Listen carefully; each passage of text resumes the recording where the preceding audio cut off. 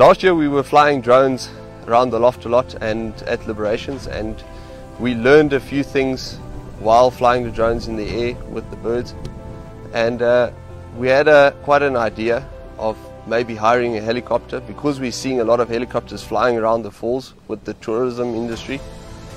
And we found that the birds are quite used to the helicopters, because we get daily helicopter flights over the loft and while the birds are exercising. So we decided to hire a helicopter to follow the birds from one of our training flights. So on 26th of April we hired the helicopter and we decided to go out onto the liberation site. And my expectations from pigeon fancier point of view, that's always been on the ground with the birds at the liberation, is we actually thought that the birds will orientate for a minute or two and do a few laps around the truck and then find their way home. In reality, what we found was, after liberating the birds, they came straight out the truck. The ones on the left made a half a circle and the ones on the right came straight out in the direction of the falls, and they never hesitated to go either left or right. They were straight going towards the falls.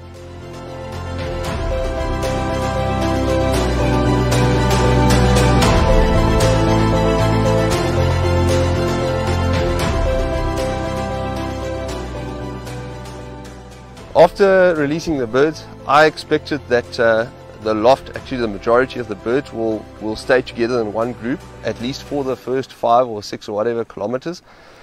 And like we would expect, that the slower ones will fall behind and they will break up into smaller packs. And that was completely not the case. They broke up into smaller groups of 100 to 200 birds, and they all went in the same direction.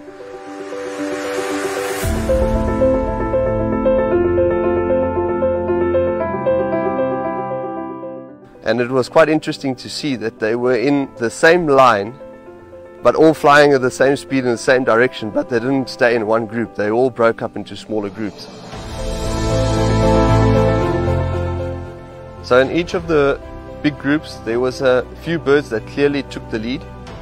And after flying for a few kilometers, we could see that there was clearly birds that started struggling and falling behind. But the interesting part was they didn't fall behind the pack. They didn't go into the slipstream of the main group.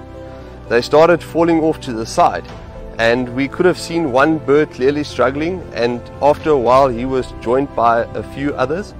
And they at the end formed their own little group that flew at a slower pace on their own. So when we got near the falls, one of the groups that we were actually not filming, it was unfortunate they were on the other side of the helicopter. So in the group that was attacked by the hawk, there was about 100, say 150 birds. And the interesting part was the hawk went right through the group, and I could at least see about 6 birds that went into trees, onto the ground. And those birds were completely out of it. They immediately didn't know where to go. And that might be a reason why we're losing birds on short tosses or short exercises like this, is that they get attacked and they would go onto the ground and they won't find their way back, or may get injured and they won't come back to home.